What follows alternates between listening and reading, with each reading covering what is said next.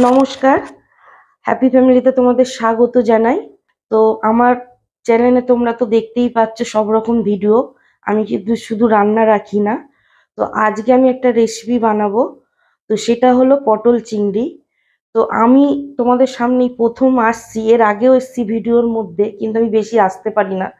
আর একটা তার আগে বলে দিচ্ছি, আমি বলেছি আমার গলার একটু ঠান্ডা, মানে ভয়েসের প্রবলেম হচ্ছে, ঠান্ডা লেগেছে, তাই একটু ভয়েসটা একটু অন্যরকম লাগতে পারে।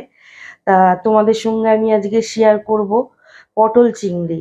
পটল চিংড়ি তো অনেকেই অনেক রকম ভাবে করে, আমি কিভাবে করি তাই তোমাদের সঙ্গে আজকে শেয়ার করব। তার ভিডিওর মধ্যে আমি আরেকটু বলে দিচ্ছি, যদি আমার কোনো ভিডিওতে কোনো রকম কথাবার্তা রান্না বান্নায় যদি কোনো রকম মনে হয় ভুল ভাল হচ্ছে, কোনো রকম তোমাদের খারাপ লাগছে কি ভালো লাগছে, তো অবশ্যই কিন্তু আমাকে কমেন্ট করে তোমরা জানাবে। তো চলো আমি পটল চিংড়িটা কিভাবে করব তোমরা দেখতে থাকো। তো এইখানটা দেখো, চিংড়িগুলো আমি ছাড়িয়ে নিয়েছি। এখানটা বড় বড় চিংড়ি 300 গ্রাম আছে, আমি ছাড়িয়ে বেছে ধুয়ে নিয়েছি। আর এইখানটা দেখো একদম টাটকা ফ্রেশ পটল বাজার থেকে এনেছি। তো চিংড়িগুলো আমাকে দেখতে পাবে গোটা গোটা যখন ছিল কত বড় ছিল, কাটার পরে এরকম লাগছে। তো এবার আমি এই চিংড়িগুলোকে নুন হলুদ মাখিয়ে নেবো। আর পটল তো দেখতেই পাচ্ছ একদম ফ্রেশ পটল। তো চলো আমি নুন হলুদ মাখিয়ে নিই। এখানটা আমি অল্প পরিমাণে নুন দিয়ে দিলাম, আর দিয়ে দেবো পরিমাণ মতন একটু হলুদ। এই চিংড়িটাকে নুন হলুদ মাখিয়ে রেখে দেবো।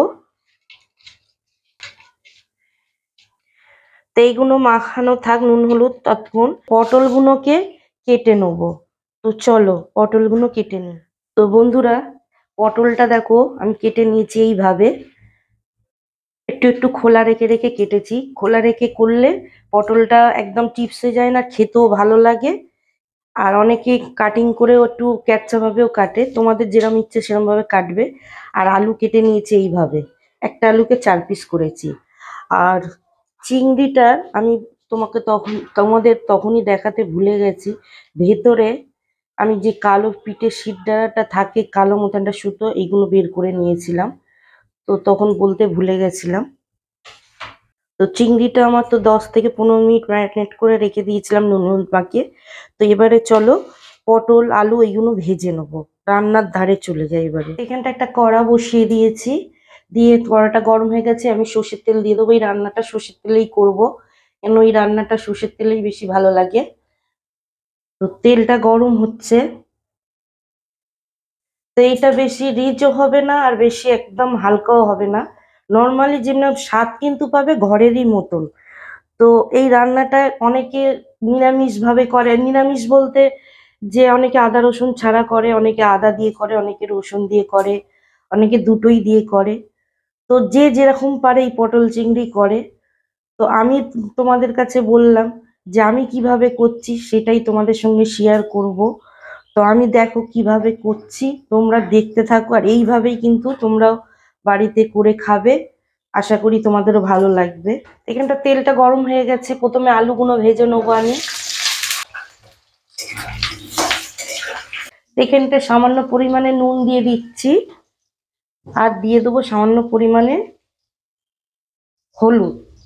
দিয়ে একটু আলুটাকে নুন হলুদ দিয়ে ভালো করে লাল লাল করে ভেজে নেবো। কেন পটল চিংড়ির আলুগুলো একটু ভালো করে লাল লাল করে ভেজে নিতে হয়, পটলও ভালো করে ভেজে নিতে হবে, আলু এইগুলো একসঙ্গে করা যায় না। একটু এই সবজিগুলো ভালো করে ভেজে ভেজে করলে খেতে খুব টেস্ট হয়, আর এতে তাড়াতাড়িও হয়, অল্প টাইমই হয়ে যায়।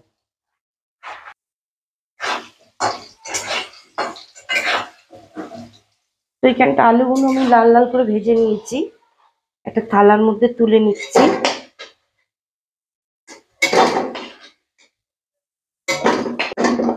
আমি এখানটা অনেকটা পরিমাণে তেল দিয়েছি, সর্ষের তেল। এবার আমি পটলগুলো ভেজে নেবো এই তেলে।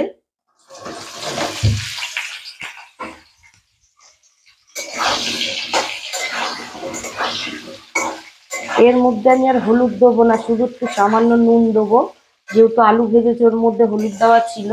বেশি হলুদ দিলে পটলগুলো ভাজতে গেলে কালো হয়ে যাবে, কিন্তু পটলগুলোকে একদম লাল লাল করে ভেজে নিতে হবে। এখানটা সামান্য পরিমাণে নুন দিয়ে দিচ্ছি, ভালো করে নুন দিয়ে একটু নেড়ে চেড়ে দেবো চারিদিকে হওয়ার জন্য নুনটা। এখানটা দেখো পটলগুলো অনেকটা লাল লাল হয়ে এসছে, ভালো করে ভেজে নিচ্ছি, আর একটু লাল লাল করে ভেজে নেবো। চিকেনটা পটলগুলো একদম লাল লাল করে ভেজে নিয়েছি, এবার এইটাকেও তুলে নিচ্ছি থালায়।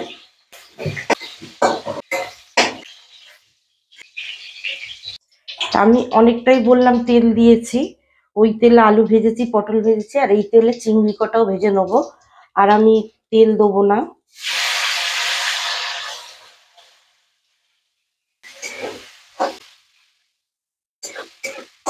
এখানটা আমি চিংড়িগুলো বেশি লাল করে ভাজবো না, হালকা ভাবে ভাজবো। বেশি চিংড়ি কড়া ভাজা হয়ে গেলে খেতে ভালো লাগবে না। আর আমি এই চিংড়ি মিডিয়াম সাইজের নিয়েছি, বেশি ছোটও না বেশি বড় না, তোমরা যেরকম পারবে সেই চিংড়ি দিয়েই করবে। আর এখন পটলের সিজন, পটলের সঙ্গে এর চিংড়ি দিয়ে করলে খুব খেতে সুন্দর হয়, কেন পটল নতুন নতুন খেতে খুব ভালো লাগে, তারপরে কিন্তু পটলের স্বাদ কমে যায়। আর পটলগুলো এখন খুব সুন্দর হয় নতুন নতুন উঠলে। চিকেনটা চিংড়িগুলো ভালো করে আমি ভেজে তুলে নিলাম।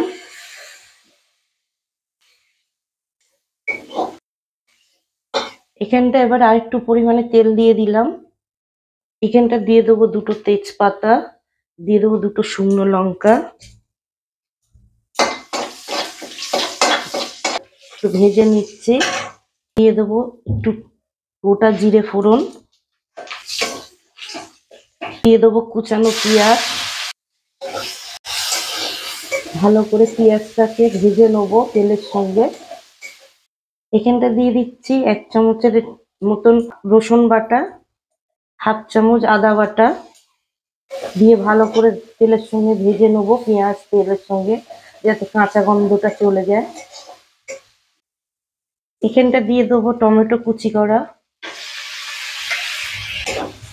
দিয়ে এটাকেও ভালো করে তেলের সঙ্গে একটু ভেজে নেবো টমেটোটাকে, যাতে তাড়াতাড়ি নরম হয়ে যায়।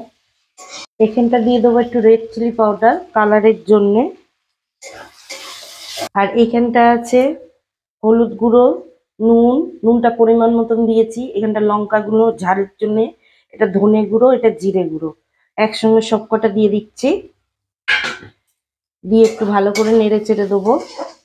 এইখানটা একটু সামান্য পরিমাণে গরম জল দেবো, গরম জল দিয়ে কষলে তরকারিটা দিলে টেস্টটা ভালো হয়, তাই আমি গরম জল দিয়ে করছি।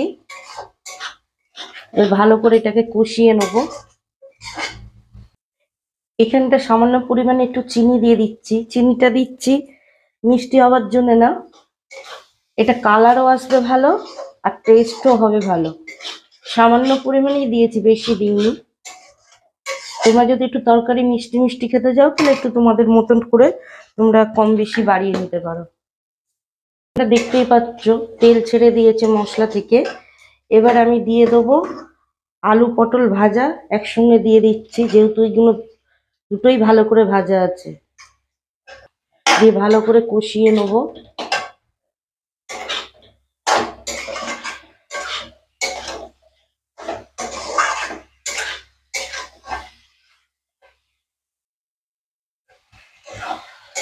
তো আলু পটল দিয়ে আমি ভালো করে কষাচ্ছি, নুন ঝালটা তোমাদের পরিমাণ মতনই তোমরা দেবে।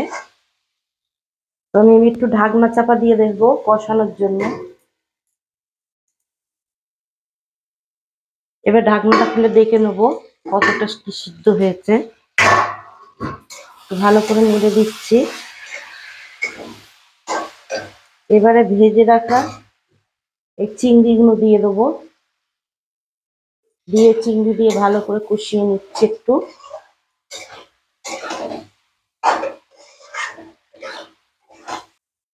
এখানটা কটা চেরা কাঁচা লঙ্কাও দিয়ে দিচ্ছি ঝাল হবার জন্যে, দিয়ে ভালো করে নাড়িয়ে নিচ্ছি।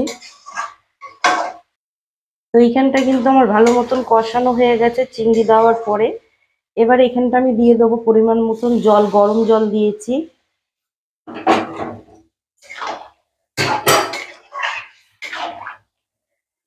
যেহেতু আলু পটল বেশি করে ভালো করে ভাজা আছে, তো বেশি জল দেবো না, আবার বেশি কমও দেবো না, মিডিয়াম দেবো। একটু পটলের তরকারিটা কিন্তু একটু রস রস ভাব হবে, একটু ঝোল ঝোল, বেশি শুকনো ভালো লাগে না। এখানটা তো পরিমাণ মতন জল দিয়ে দিয়েছি, এবারে ঢাকনা চাপা দিয়ে দেবো।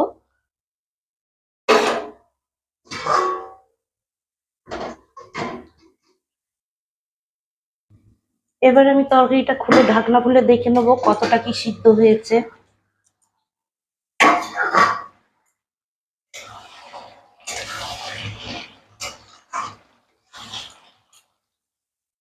আলুটা সিদ্ধ হয়েছে কিনা দেখে নিচ্ছি। আলু সিদ্ধ হয়ে গেছে, পটলও সিদ্ধ হয়ে গেছে। দিয়ে দিচ্ছি একটু গরম মশলা, আর দিয়ে দেবো 2 চামচের মতন ঘি, দিয়ে ভালো করে একটু মিশিয়ে নেব। তো হয়ে গেল আমার পটল চিংড়ি। গ্যাসটা অফ করে দেবো। এবারে আমি তরকারিটা একটা জায়গায় নামিয়ে নিচ্ছি। দেখো কত সুন্দর হয়ে গেছে তরকারিটা, দেখতে খুব সুন্দর, খেতে কিন্তু অপূর্ব হয়েছে। তোমরাও কিন্তু বাড়িতে একবার এরম ভাবে আমি যেভাবে করেছি রেসিপিটা এইভাবে একবার অবশ্য হলেও করে দেখবে কেমন লাগে, তারপরে আমাকে জানাবে তোমরা কমেন্ট করে। তো এখানটা আমার পুরো কমপ্লিট পটল চিংড়ি, দেখতেই পেলে একদম ভিন্ন স্বাদের ঘরোয়া ভাবে, একদম বেশি রিচ না বেশি হালকা না, নর্মালি যেরকম ঘরোয়া ভাবে হয় সেইভাবে আমি পটল চিংড়িটা করেছি, তোমাদের সঙ্গে শেয়ার করলাম সেই যেভাবে আমি করেছি। তো বন্ধুরা, এই রেসিপিটা কেমন লাগলো অবশ্যই কমেন্ট করে জানাবে।